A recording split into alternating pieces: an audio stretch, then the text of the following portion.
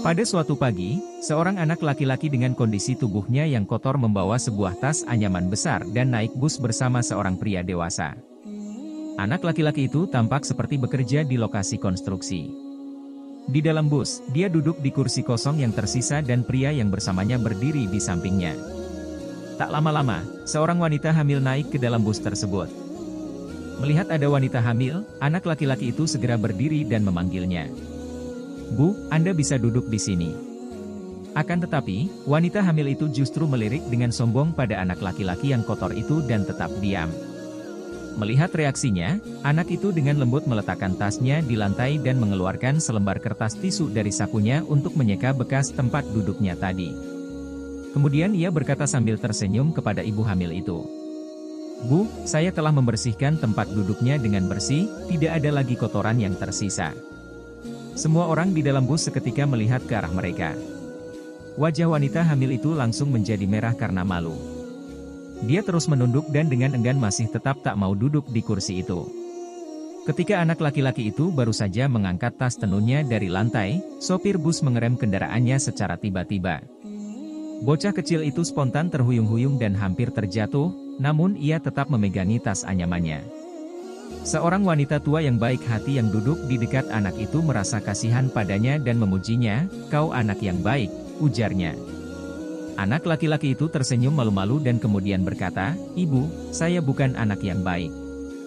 Ibu saya selalu mengeluh kalau saya terlalu memperhatikan apa yang dipikirkan orang lain tentang saya. Tapi sekarang saya berani, sama seperti sosok Forrest Gump." Ternyata ibu anak laki-laki itu adalah seorang guru di desa tempat mereka tinggal. Sang ibu pernah mengizinkan anak itu menonton salah satu film inspirasional dan masuk dalam jajaran film paling berpengaruh di dunia, yaitu Forrest Gump. Rupanya anak itu telah belajar sebuah pelajaran berharga dari film tersebut. Bahwa dia harus berhenti memperhatikan apa yang dipikirkan orang lain tentang dia dan berani membuat jalannya sendiri.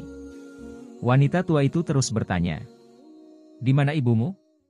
Saat itulah, mata anak laki-laki itu menjadi merah dan berair.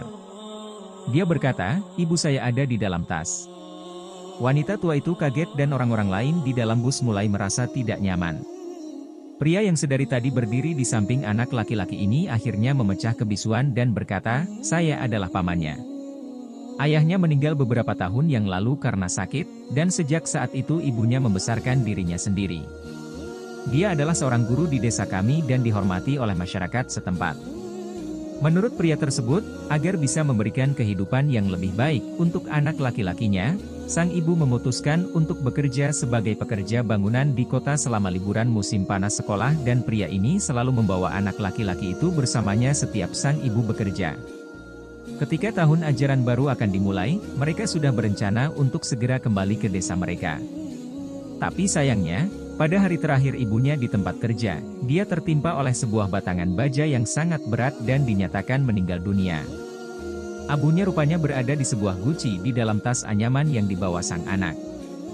Wanita tua itu tidak bisa menahan air matanya, dan dia bertanya, "Akankah anak ini melanjutkan pendidikannya?" Pria itu menggelengkan kepala, dan anak itu menjawab, "Saya akan membaca buku di toko buku di dekat lokasi konstruksi setiap hari." Orang-orang lain di dalam bus sangat tersentuh oleh penderitaan anak laki-laki itu.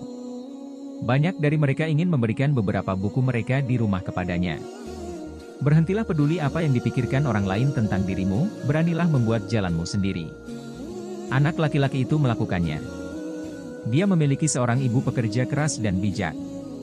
Tidak peduli betapa kaya atau miskinnya dia di masa depan, dia akan selalu memiliki keberanian untuk menjadi dirinya sendiri dan mengejar mimpinya dalam kondisi apapun.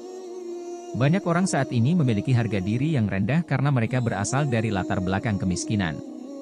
Namun ibu yang luar biasa ini tidak pernah membiarkan anak laki-lakinya merasa minder terhadap orang lain hanya karena mereka miskin dan malah membuatnya bersikap positif dan toleran terhadap penghinaan orang lain.